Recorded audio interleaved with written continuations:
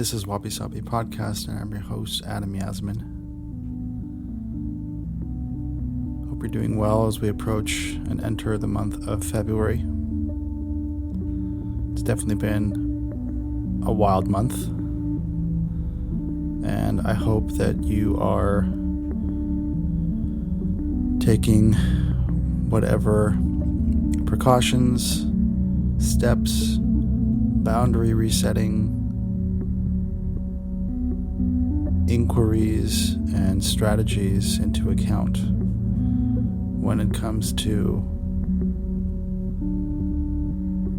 your personal tech usage,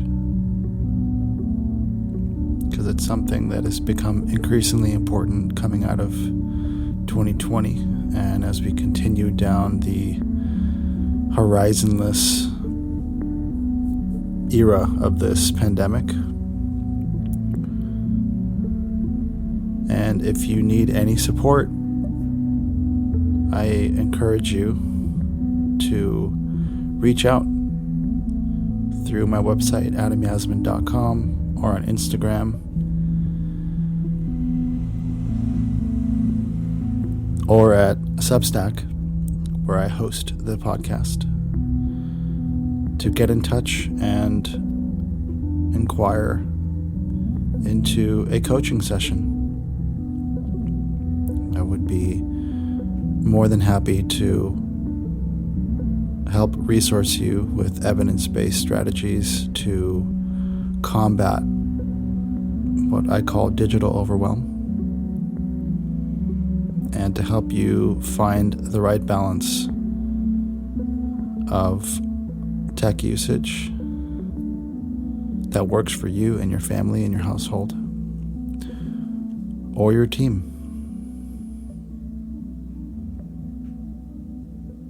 So I'm really excited to share today's guest, Carolyn Barron, aka the Botanarchist. So without further ado, here's Carolyn. I am honored to be joined by Carolyn Barron, aka the Botanarchist. Thank you for joining me, and welcome to Wabi-sabi Podcast. Thanks for having me over into your sweet little house on our unseasonably rainy Los Angeles afternoon, which is very auspicious omen.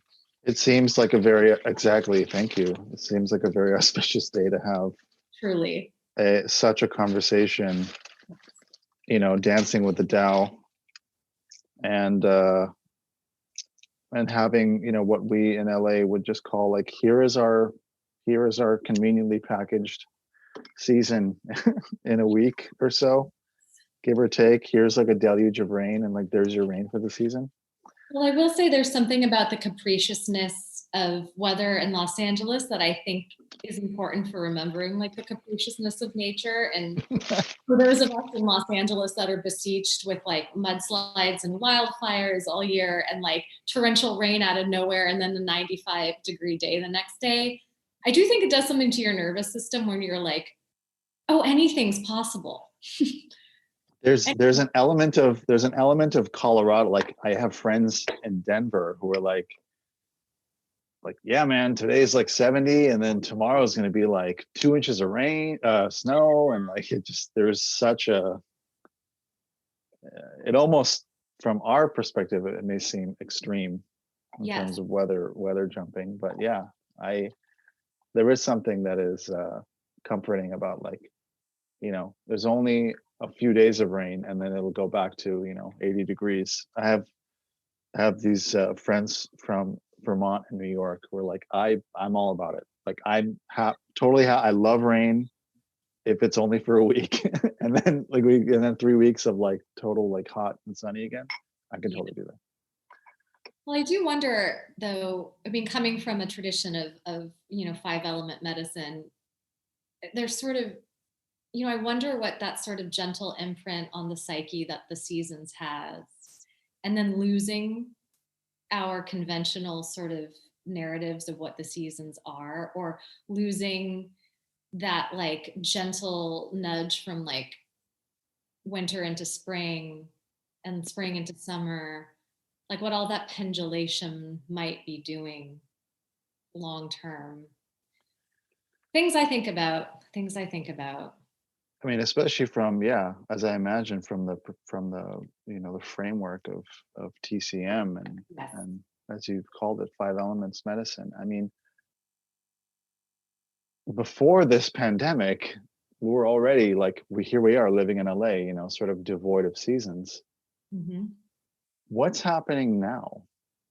Like, how do we even describe what's happening now that we are, mostly at home? Like before we hit record, we were commiserating on, just the level of hardcore risk assessment with, leaving the house and whether it's going to get necessities from the market or maybe risk, spoiling oneself with like a socially distant walk with a friend in nature where it's outdoors and you can wear masks and stuff. What, from yeah, it's like, hold on, that's like 18 questions in one. How do we even begin to deal with this level of existing and surviving and risk assessment in the midst of also trying to be healthy, trying to be stable, and that's, I mean, obviously there's from a mental health perspective and also from a physical health perspective, there's so many ways to approach that, but just wanted to open that up. Yeah. Well, I think that kind of plays into the deconstructing our ideas of health and wellness. And is health, for that matter, or that awful term wellness, whatever that means, so like strangely hierarchical and aspirational, but is it following a script of steadfast liturgies of the supplements and walks and, seasonal remedies and yoga prostration? Or is it also maybe just the abandoning of practices and the surrender to something else? It's sort of, I think we've all had to rethink these things right now. Like, I'm even beginning to think that there's like, I gave so much power to so many things that I considered necessary for my survival, and realizing that I'm like just as happy tracking the seasons from like following that one patch of sunlight on my floor as it moves through each weekend, reading a book inside and not leaving. Like there's so many ways to connect to the microcurrents of nature, and none of them actually involve even going outside sometimes. Yeah. Just waking up deeper senses. Yeah. Light patterns and sort of like wind patterns and cold patterns and heat patterns and, sort of inner social patterns. I mean, so many things wake up in the absence of, the big things. Which, yeah, I think, that's sort of, I don't know, I've abandoned a lot and switched a lot of things up during this time. And yeah, may I never be the same for it. mm-hmm. I mean, what a wild scenario experiment, this ongoing experiment of like, I don't know, it may be bold to try and say this out loud, but like pre-pandemic, there was always this yin and yang, black and white, east and west, organic, GMO, sort of intensely binary existence of like just basically, and to say it simply, like just kind of propaganda on both sides. So like, this is what you need to do to be happy. No, this is what you need to do this other thing. And to now, for all of us the world over, to be confined to really strict parameters of living, surviving, existing, maintaining immunity. There is this measure of like anti-wilding. Like we are, many of us are deprived of nature in living through this 21st century pandemic. And one of the reasons, one of the 800 reasons I wanted to talk, I'm honored to talk to you today, is because of how I perceive you, whether you're trying to do it or not. You're like helping to rewild people, whether it's through the work that you do as an Acu wizard, 5 elements, TCM, herbs, all of those components. And then there's like your writing, the way that you speak and write. So like your newsletters are rife with like really amazing material and perspectives. And you seem to really, like, from how I perceive you, I don't mean to blow so much smoke in your direction right now, but now that I turned 40, please, I'm on a roll. So please accept this. I used to shirk away like a wilted violet, but now that I'm aging, I'm just kind of like, yes. Yeah. Exactly. You just had a solar return. And by the way, congrats on having, a pandemic birthday. I hope, I love to hear some words about that, your experience about that. But you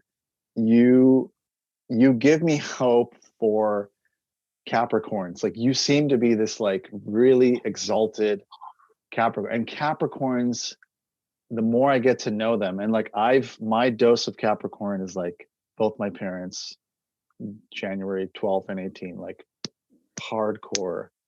How do I even exist? That's for a different conversation. But you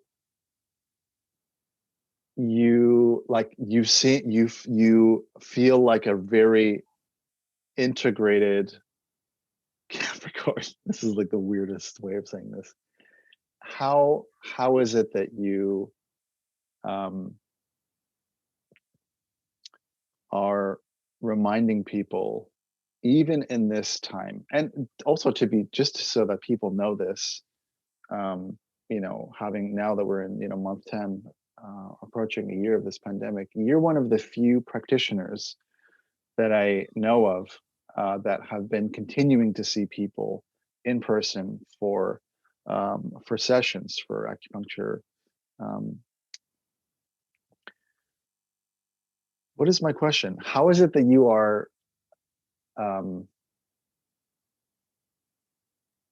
navigating? How is it that you've been navigating through this, given your background, given the breadth of your experience, your training, the ongoing training of life? Like, what is it that, how are you increasing and maintaining resilience? Yeah, well, I think so much of that comes from and stems from my anarcho-Taoist worldview, essentially, which is really submitting and surrendering to the protean, evolving, changing, spontaneous nature of the universe. And perhaps if I hadn't been trying to embody and like rigorously studying and like prostrating myself at the altar of nature and these rewilding practices, and for the last 20 years of my life, this might be a different conversation. But I will say that one thing I'm continually just blown away with this entire pandemic is that, I live my life in this way that is not very, heteronormative and hasn't fit into many things. And it's actually made my life a lot more difficult for most of my life. And it wasn't until the pandemic that I really realized that the years of these practices and the years of just kind of like waking up this internal rhythm and this internal nature that was always at odds with the world, how all of those practices and all of those things and all of those sacrifices and all of those eschewing of like cultural norms, how it's actually like enabled me to thrive in the middle of chaos. It's like, oh, the practices worked. Like they work, you know, and I have just like in watching and making my sort of religious practice the observance of the natural world and getting to see that play out through my patients and through, you know, watching their patterns of health and disease and nurturing them, you know, you really come to understand the cyclic nature of the universe and really like trust in the regenerativeness of it. And it's sort of, it brings this like deep peace to these like moments of dormancy, you know, these moments of dormancy where it's just like a buried seed. Like I don't see it as void. I see void as like being a pluripotent place of like infinite potential now. But I didn't when I was younger. Like I would take a psychedelic when I was younger and completely freak out because I thought the world was a mean and horrible place.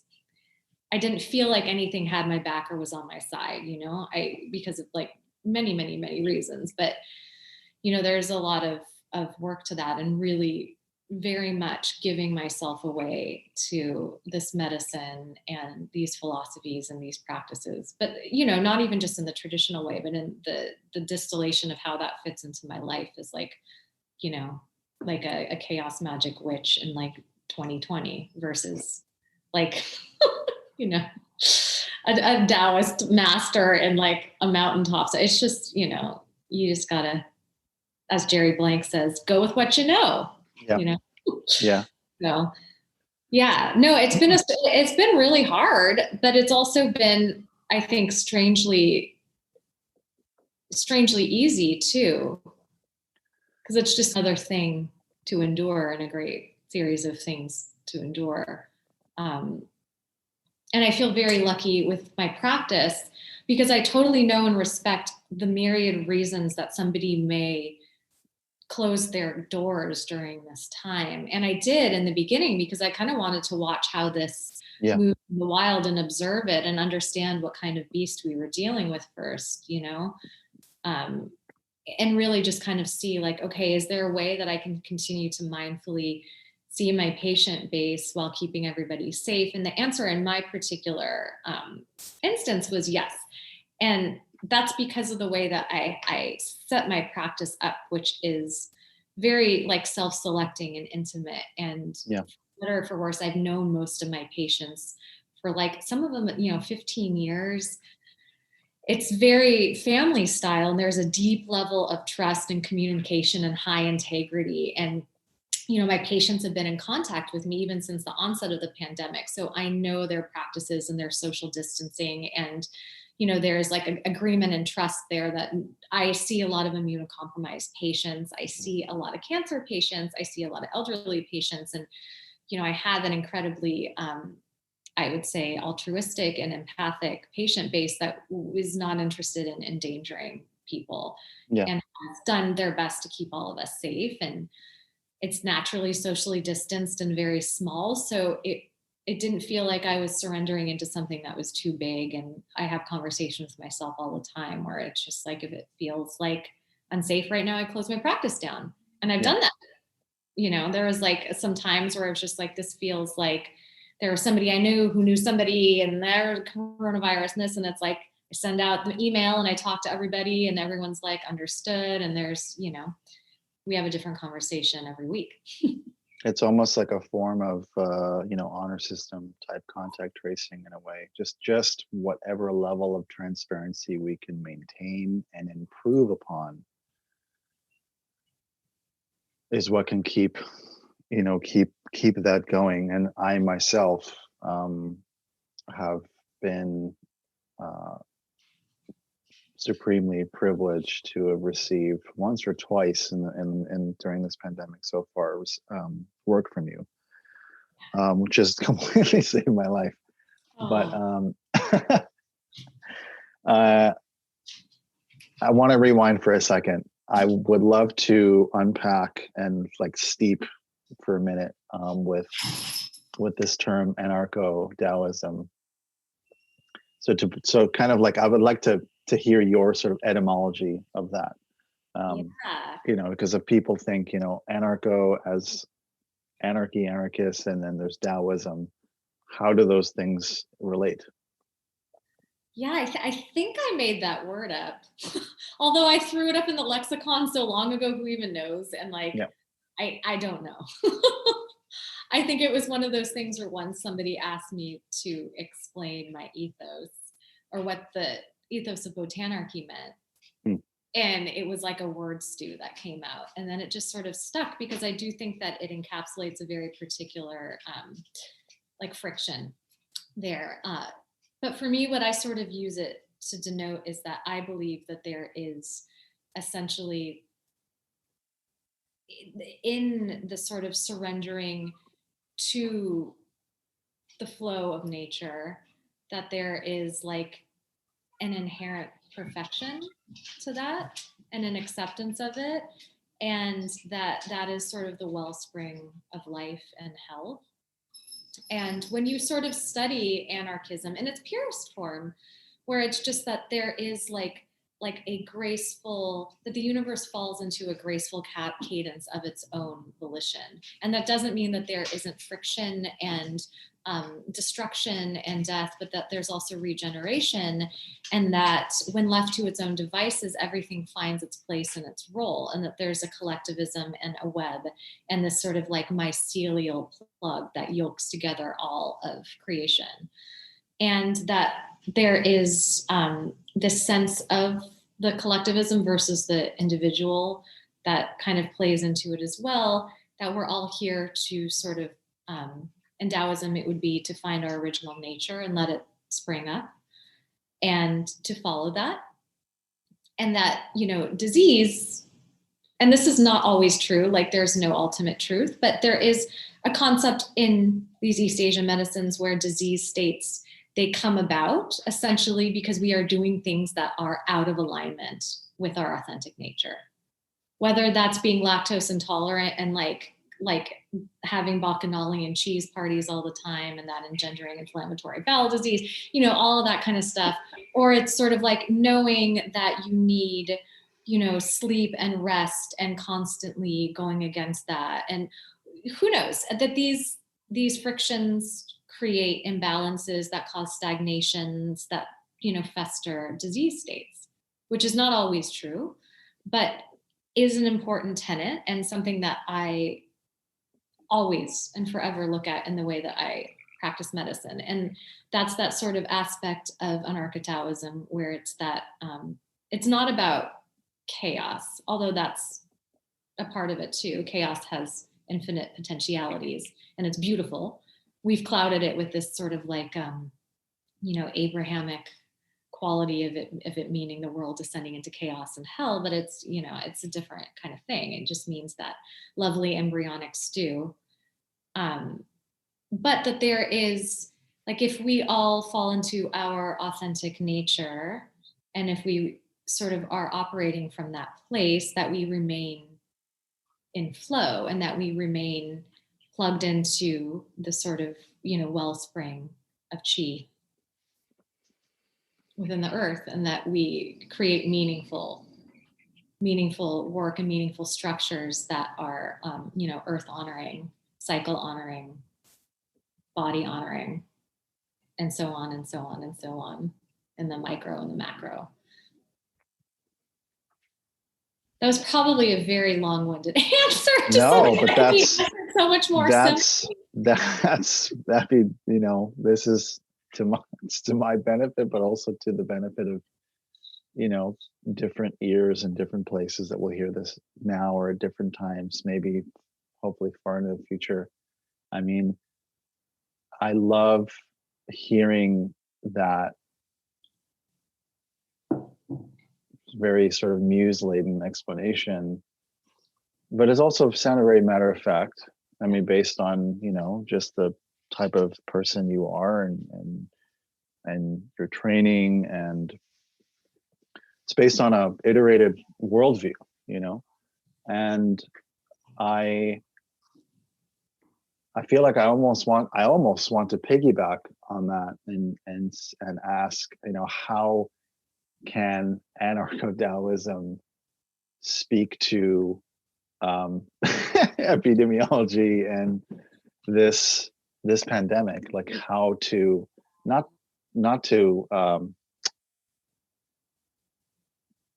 not even for level of understanding, but just to a level in which to understand and to illuminate for people, why do we have pandemics? Well, pandemics seemingly, maybe even respiratory pandemics, because there have been several. Yes. We've been able to study as a species for a while, but seemingly, like, these pandemics come up as indicators of intense imbalances in the world. Mm-hmm. Yes. I wonder if you do you want to go there? Yeah, no, it's funny because we were talking before we started recording and just about the concept of koyaanisqatsi and life out of balance. And I do think that like in our own internal ecosystem, when we are out of balance, that's when an opportunistic disease like a virus or a fungal infection can really take root and spread. These things are always commingling with us. And, if you look at it, I mean, basically at this point, all of our DNA are hybridized and merged together. It doesn't mean that they haven't existed or don't exist or won't exist.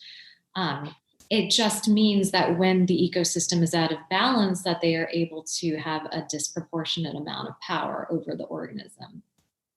And you see that they spread, like the vectors, we become vectors of spreading this in an out of balance ecosystem, and then they take hold in our bodies in an internal out of balance ecosystem. And that is sort of the way of looking at it through the lens of more holistic medicines, ancestral medicines, East Asian and beyond. They evolved through pandemics, and particularly East Asian medicine in general is a medicine of pandemics. Like, it cut its chops on pandemics. Sure. Like our prized source text that's thousands of years old, the Shanghan Lung, is a study of cold disease and then warm disease, the Wenbing, years later, which is basically studying how pathogens move through a body and what they look like as they're hitting the various stages of the body.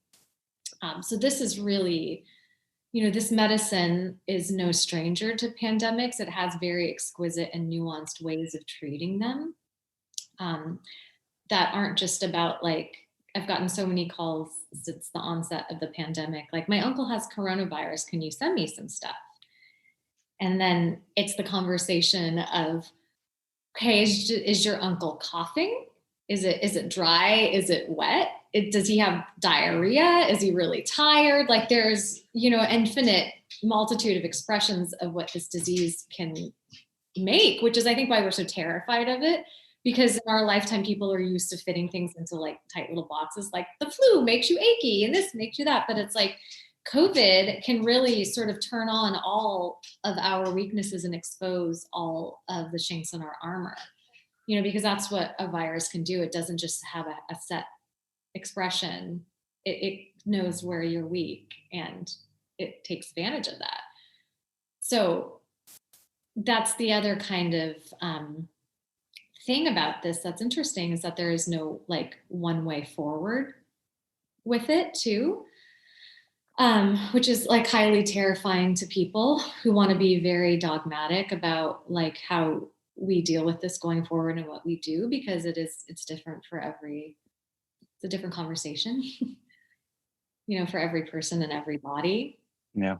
But yeah, the imbalances love to, like that lovely movie Powers of 10, they love to show themselves on every strata from the internal to the external world. And that said, even though I think we might think, because of how particularly poignantly, horrifically chaotic the world might feel right now, this may for our lifetime feel like a cruel and horrible and unusual thing. Like, this has sort of been, we are not like delicate butterflies. We've been existing in friction with a lot of disharmonies, from the political to the climate conception. Yeah.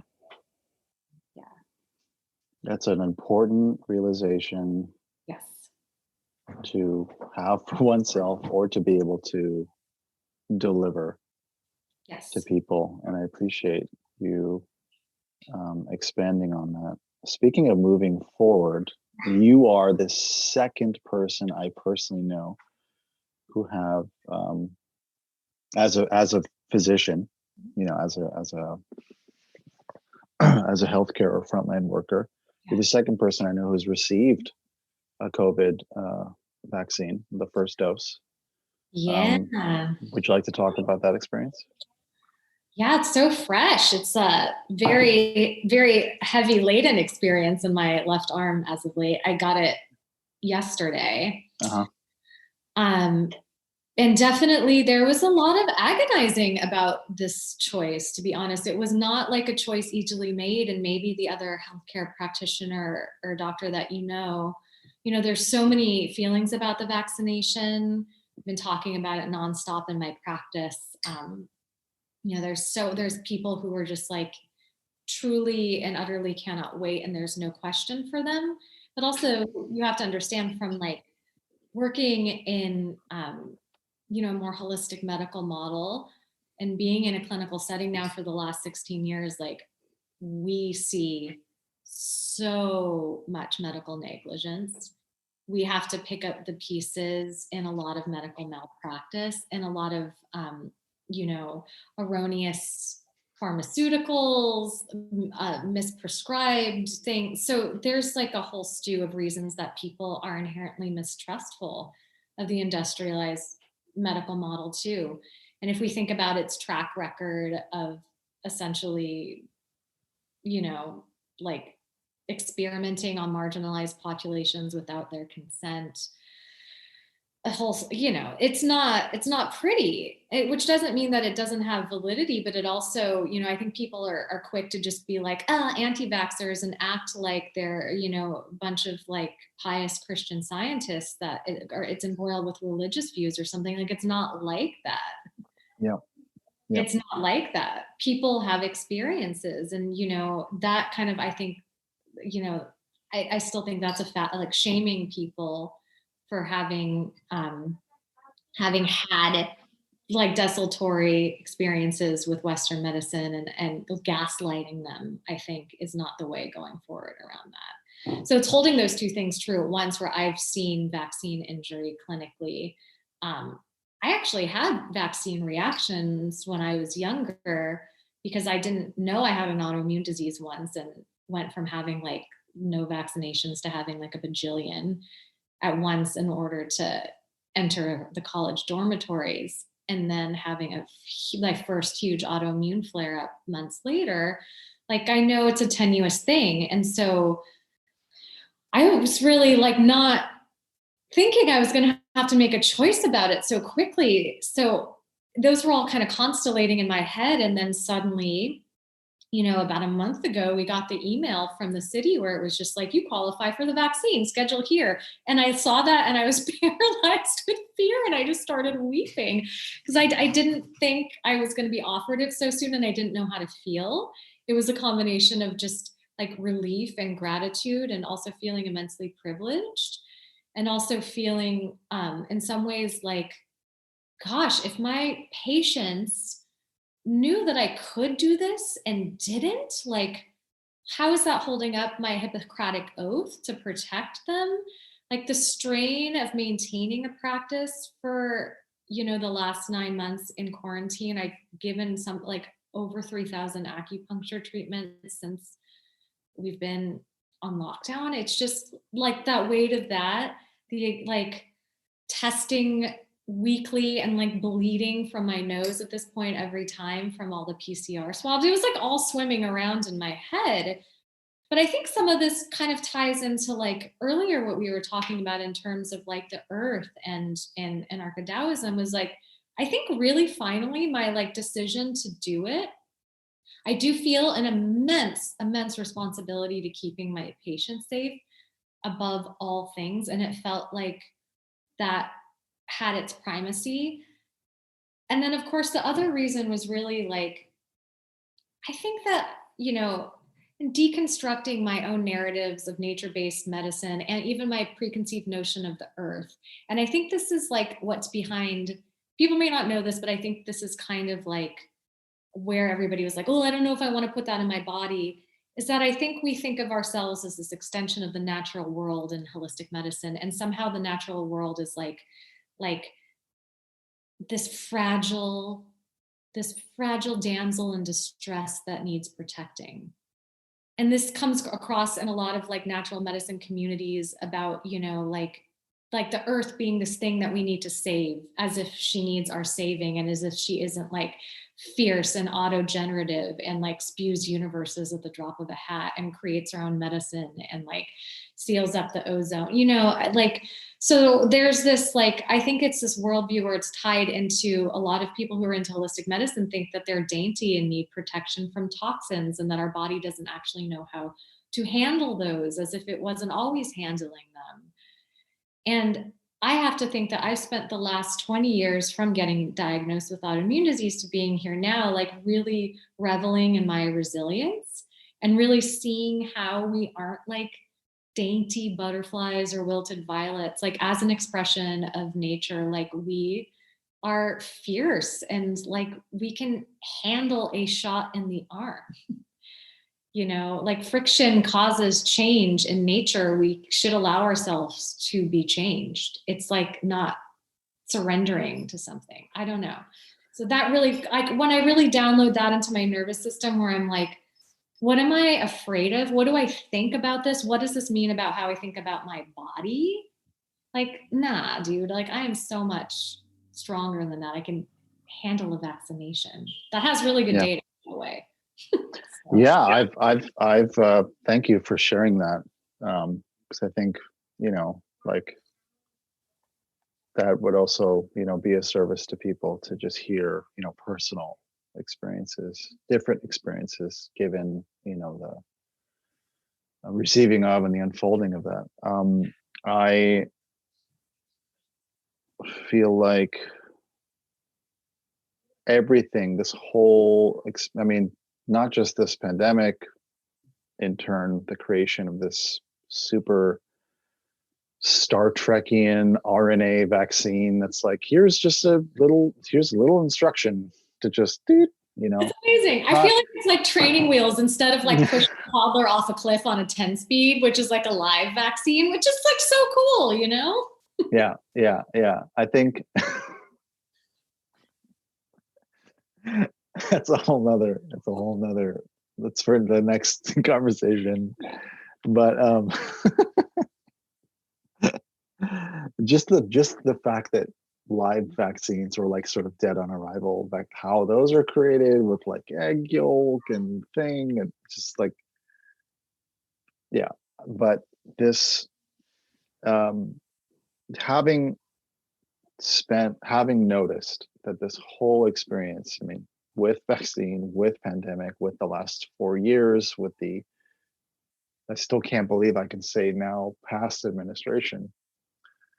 Yes, what a privilege to say that, and joy to say that. It's like everything was and with technology and the ways in which we consume perspectives, ideas, and information, and disinformation and misinformation. Everything was just like either deliberately toying with emotions, or just the experience of just being in reaction, just react. Yeah. I think this, and this is what it's like, and then just the advent of, trolls as an archetype of human. I got trolled from posting that I got the vaccine yesterday. And I mean, my whole point was that like, this was an autonomous choice. And it was very non-shaming. It was like, nobody should do, like, you need to defer to your own choices on this. There was nothing about it where it was just kind of like, we should all get vaccinated black and white. I was like, this is what went into me making the choice. And this is what happened when I went to get the vaccine. And people called me a commie. And then I got trolled by like these weird white nationalists that were like, disgusting, gross, commie, unfollow, all this kind of stuff. As if somehow like making a choice to get a non-mandatory vaccine and telling others they could do whatever they want if that was like somehow communist. Yeah, because seeing someone own their experience and own their truth, and you took a step to like share that publicly, on a platform like Instagram. Right. And people still reacted and felt like they had to like basically everyone's post on Instagram is suddenly like the Colosseum, and now people could just throw, fucking tomatoes and rotten vegetables at people just for their own enjoyment, their own sort of sick enjoyment. And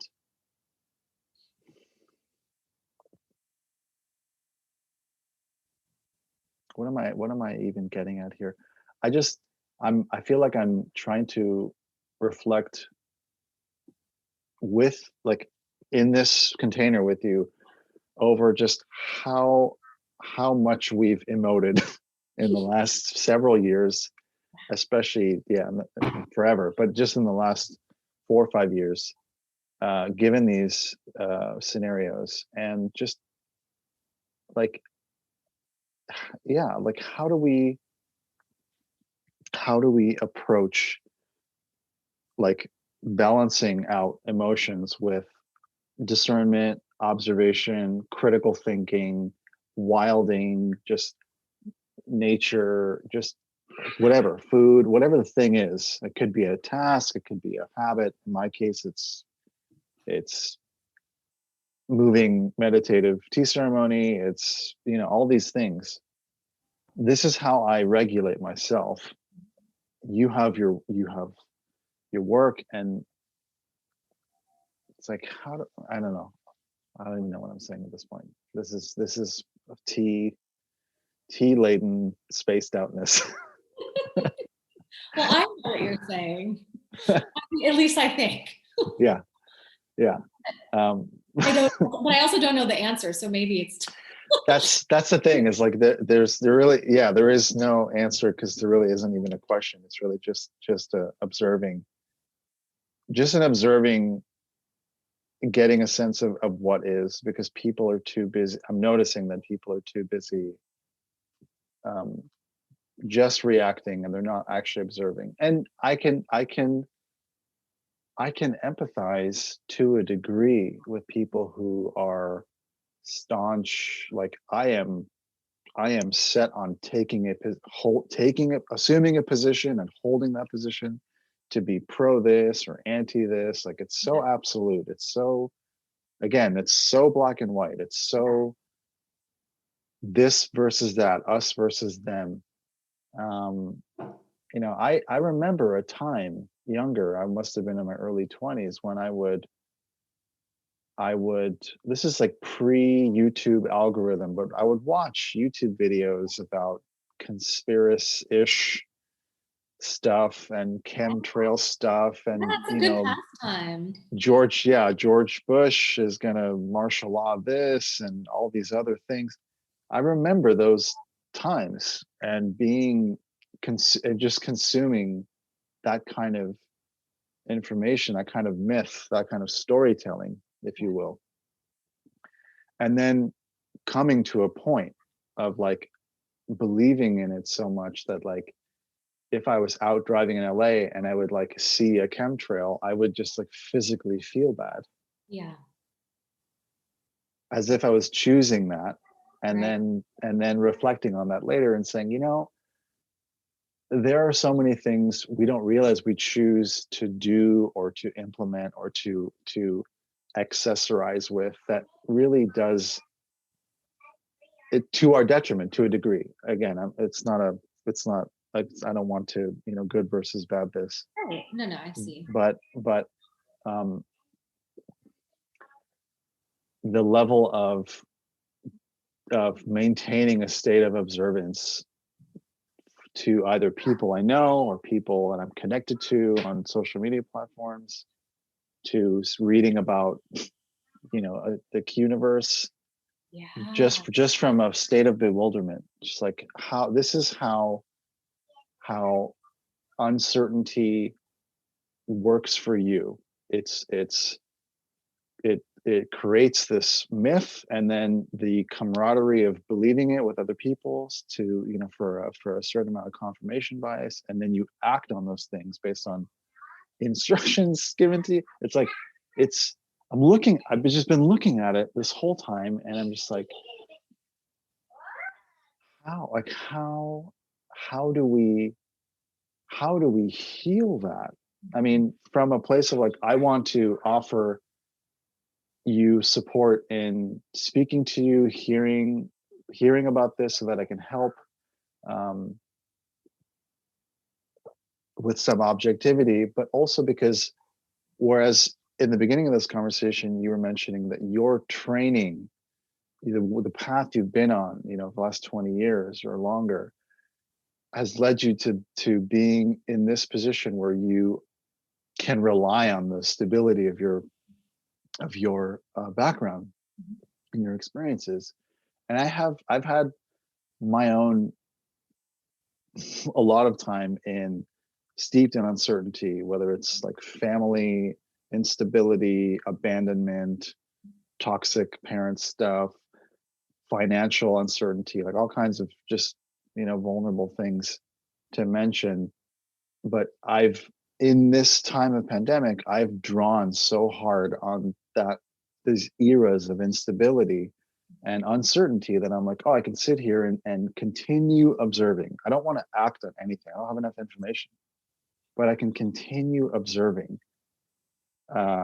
and just notating what I'm observing. Because, in my case, I have the privilege of being a parent. I'm also someone else's nervous system. I don't have time to like wade in the pool of Q and conspiracy stuff. There's no time for that. So that's my choice. I just think it's really fascinating to hear about ways of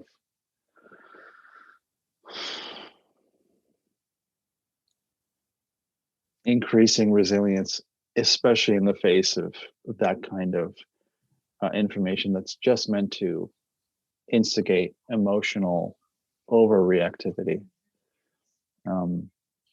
So here's a question.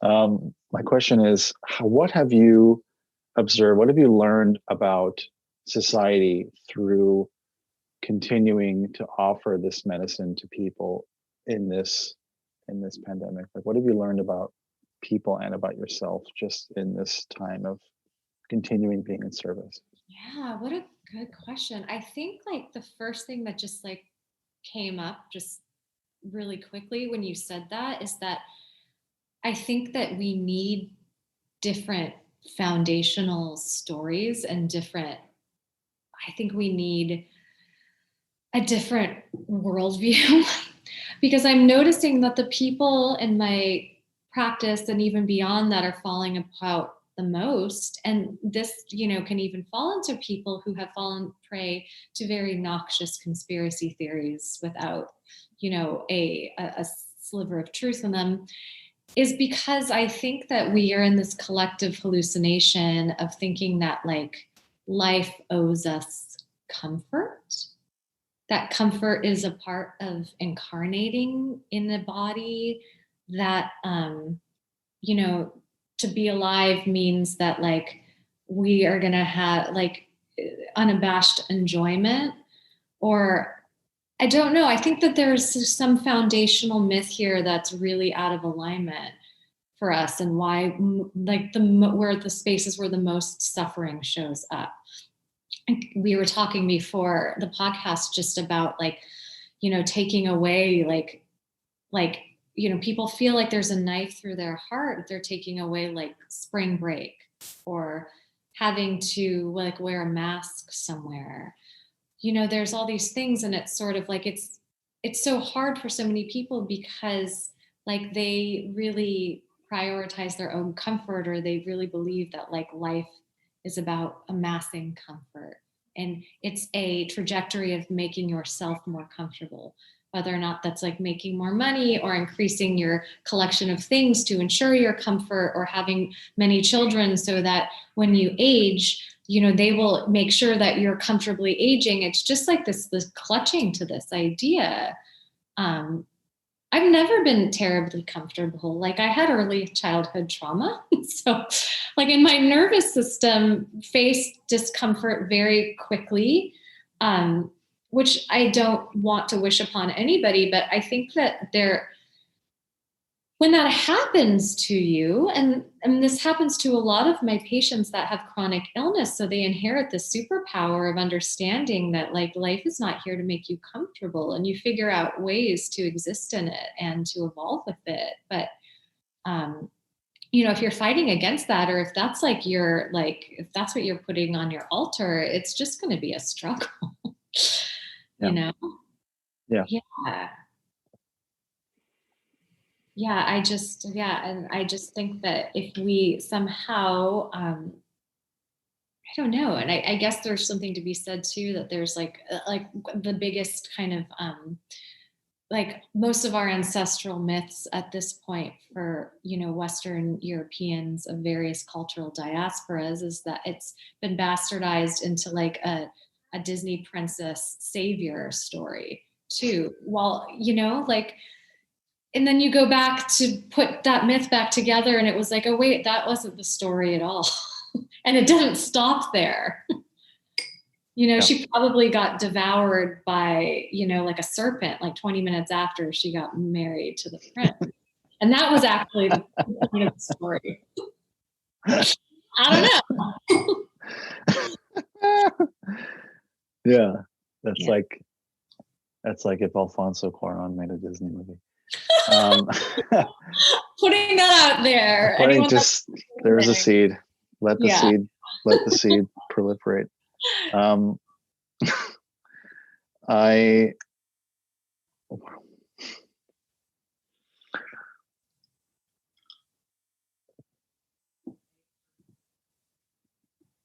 always taken aback in these conversations.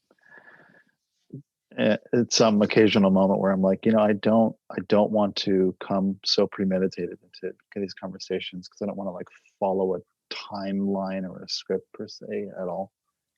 Which is great. We didn't do anything. Which is a great way to do anything, right. Especially living in a pandemic. Yeah.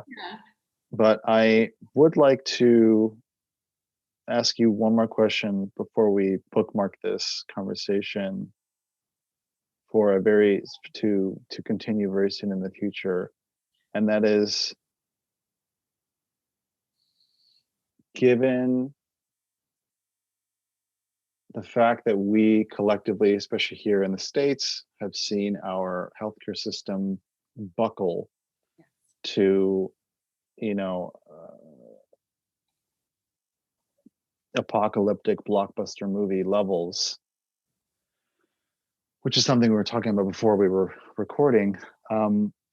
How do you think people who've been observing what's been happening currently to our healthcare system in particular, or just our levels, or sort of the bureaucratic levels of government, in being unable to respond to the sudden thrush, the real demand, you know, the sort of demand at scale to deal with the pandemic? How do you think people have observed and lived through that, and have turned to other medical systems like acupuncture, like Eastern medicine, TCM, etc., and other schools of medicine? Like how?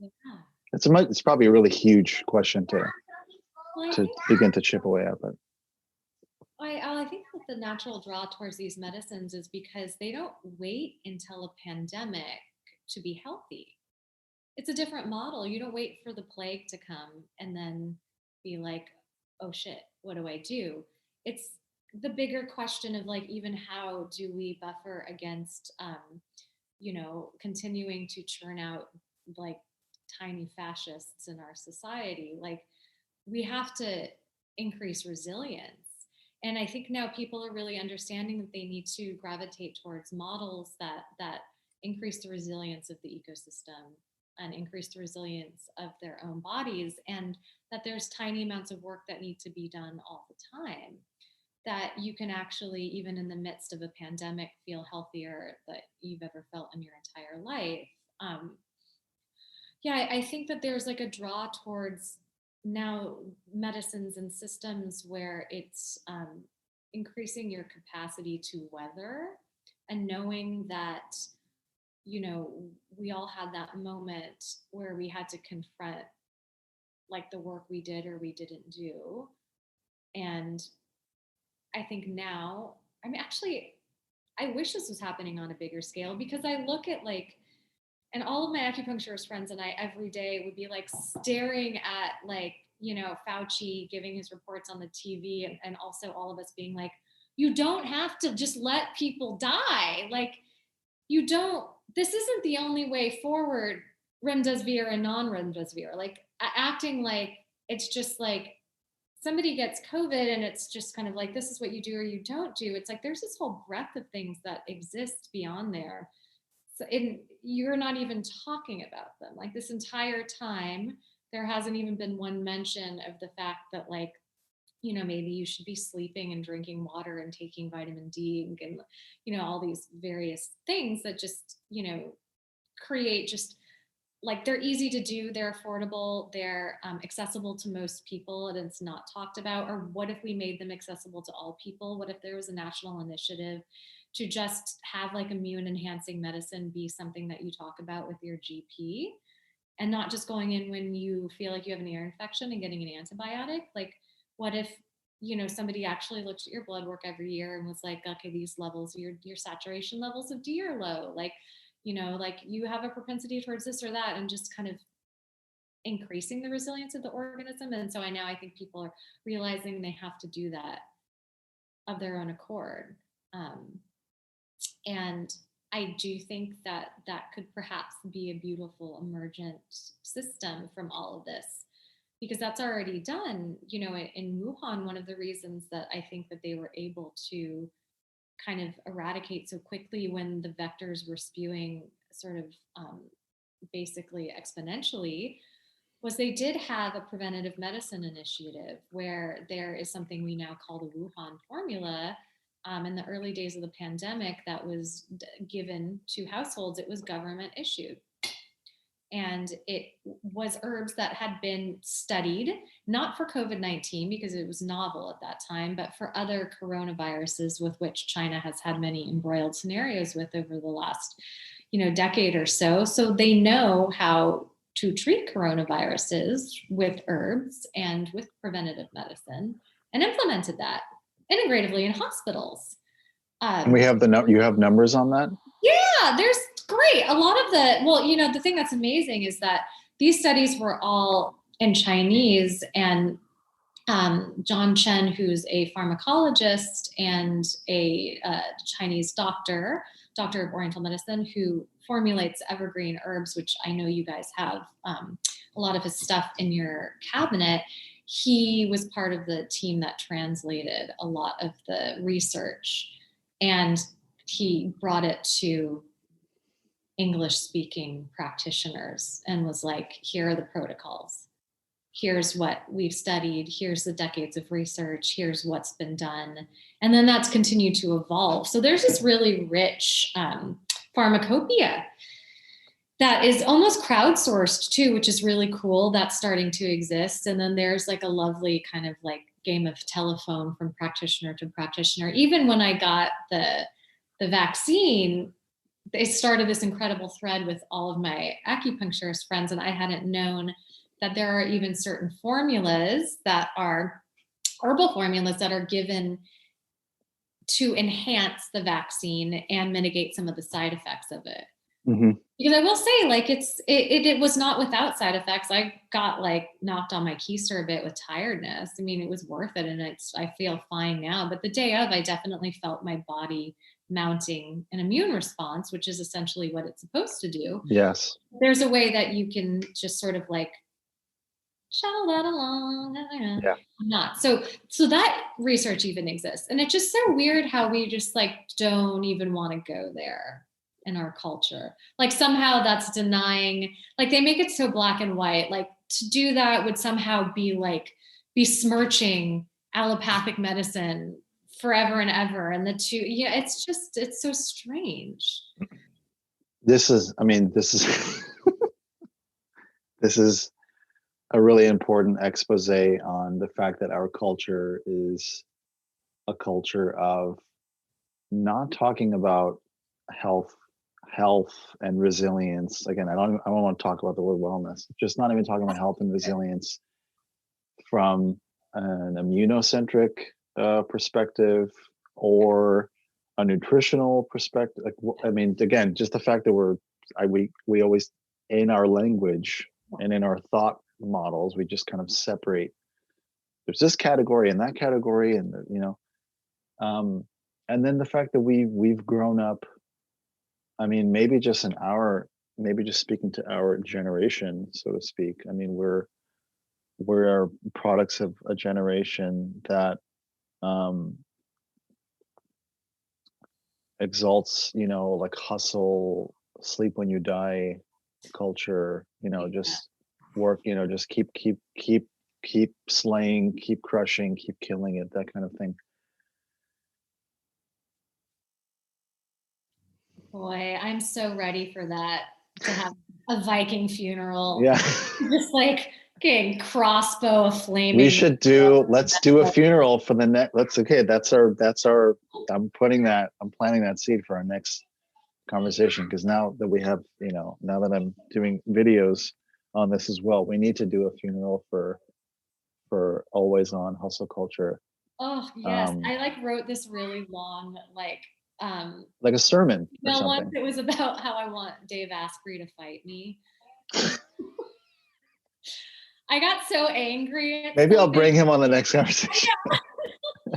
I don't know what it was. It's probably better that I don't now, because I was so incensed. I probably like literally like gave myself like I don't even know, a small hemorrhage from it. Yeah, but, that whole nootropic culture, that it bothers me so much. Anytime that that herbs are used to increase like output in a capitalist labor market, I just like want to like and to like call it like the sort of human potential movement, as if like our potentiality is just like somehow lost on existing. I don't know. Well, I mean, like, let's call it what it is. Like biohacking, like I'm taking notes on the next chapter of our conversation, but like the existential threat of biohacking to increase brain or productivity output is, we need to talk about this, because I think more people need to speak to what's going to happen post-pandemic, because there will be a post-pandemic existence. I mean, there is no like normal or going back to normal, but there will be the threat of this will be down to really manageable levels, and then we're probably going to have this like 21st century roaring 20s, where like the level of hedonism and again bacchanalia cheese parties there will be a lot of them, and for good measure, but I am collecting my observations and my thoughts on the sort of biohacking, what I observe about biohacking, especially from this new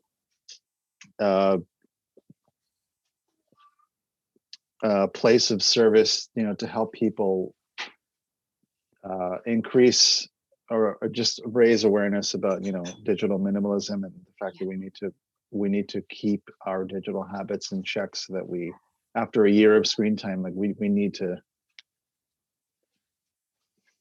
focus on that, and that's worthy of a conversation. But again, as a tie-in to biohacking, like that needs to be spoken to. I can talk to you forever.